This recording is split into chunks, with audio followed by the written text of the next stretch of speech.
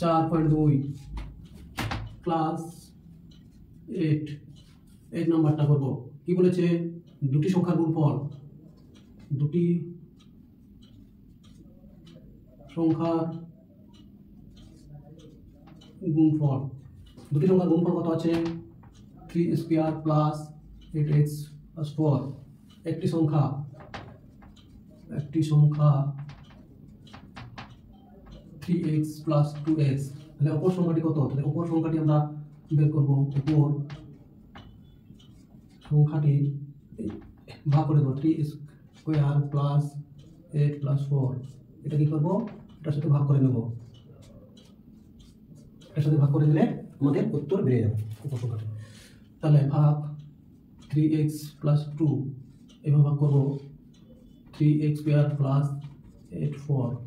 তাহলে এখানে 3 মিলাতে হবে, 3 স্কয়ার, তাহলে x 3 তো আছে, এটার সাথে গুণ করে এমন সংখ্যা দিয়ে গুণ করে দিতে হবে, তাহলে এটার জন্য মিলে।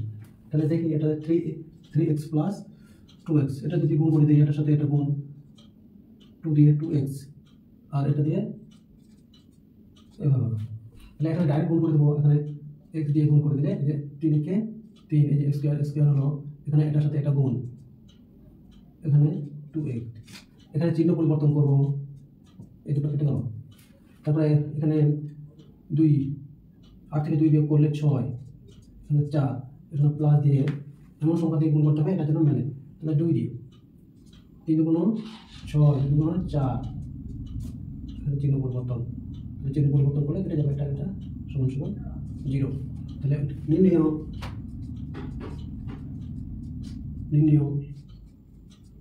অপর সংখ্যাটি সমান